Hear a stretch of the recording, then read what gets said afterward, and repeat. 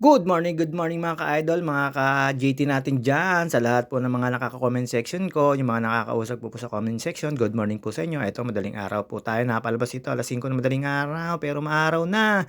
At dinaanan ko po yung aking inaanak na si Dana May at ang aking kumare na Marites at wala po si Ate Sia, medyo pagod daw siya. Sayang kung kasama si Ate Sia, nakita namin si Boss Kian Cappuccino na nagja-jogging. At yun nga raw ay volleyball player na siya. At syempre nadaanan ko rin si Sanchino. At syempre alam niyo naman si Ate Doris Bustos. Napapabay si na Mama Amy at Nong Melky. Shoutout sa inyo. At kay Mama Mia sa OG Family, Dana Hutut, Mary Grace Villapando, Cherry Lourdes Pabalate, Elvis Powalagay, Marilet Sebastian at ang inyong lingkod, JT Saka, alamat sina Armando, shoutout sa inyo. Habang naglalakad po tayo dyan, medyo tayo ay pinagpapawisan na dyan at nakasabay ko po dyan si Maring Emma at si Maring Janice Luzon. At ayan, dire-diretso lang po tayo. Nandito na po tayo sa kalooban at kailangan lang po natin magpaalam sa guard dito. Sa lahat po ng gusto mag-walking dito, basta magpapaalam lang po kayo sa guard. Siyempre, tapos na po mag-walking tayo sa SPC. Tayo ngayon ay may pupuntahan ng alas 9, kaya alas 8 pa lang ay aalis na kami. At ang kasama ko ay ang ating panganay na si Ate Janet. At ayun nga po, syempre tayo ay may pupuntahan.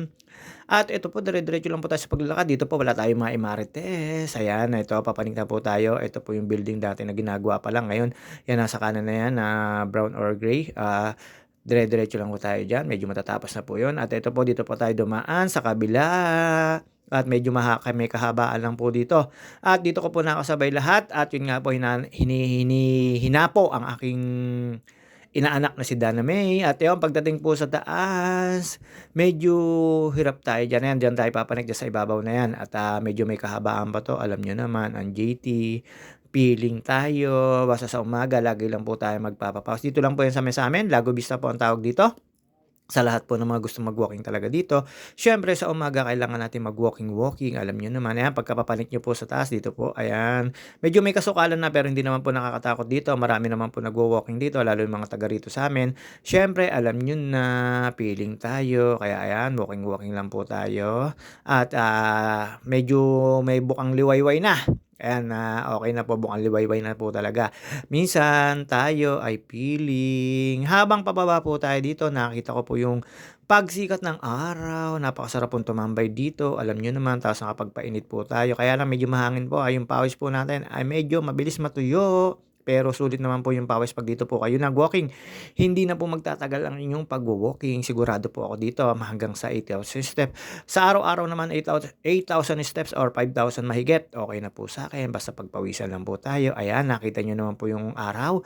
Sobrang sikat na po siya pero mag-aalas 6 lang po yan. Uy, pulang-pula po tayo. Gawa po ng araw yan. Ayan, napakaganda po niya. Ang sarap pong habang bumababa kayo dyan, tinitignan ko po maigi yan at napakasarap naman pong mag-walking hanggang pawis na pawis tayo. Tumambay lang po tayo dyan, nag-picture, alam nyo naman.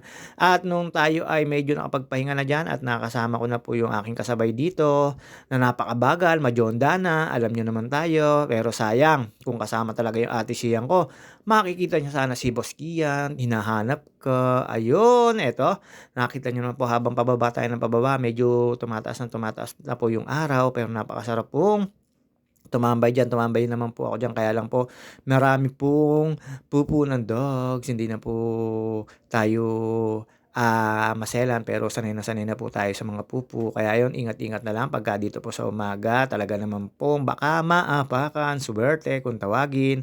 Ayan, napakaganda po ng langit, hindi po, makulimlim, talagang sikat na po yung araw. Ayan, kaya po ako diyan tumambay para matapatan po yung likod ko ng araw. Alam niyo naman po tayo. At yun nga po, pababa na po tayo, nakakasalubong ko po ito.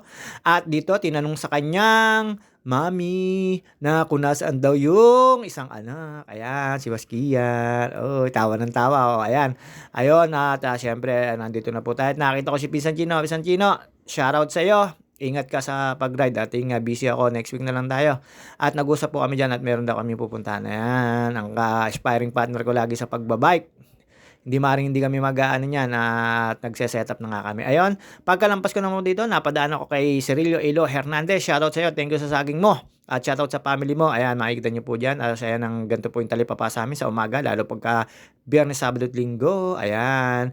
Siyempre hanggang dito na lang po muna tayo, see you on my next video. Alam niyo naman, ayan si Cirilio at nakita ko po dito si Babes, ayan mga tropahan natin 'yan at yun nga po, tayo ay dire-diretso na pong pauwi at, kausap po natin diyan si Babes Abiera, alam niyo naman kaut-utang dila ko rin 'yan.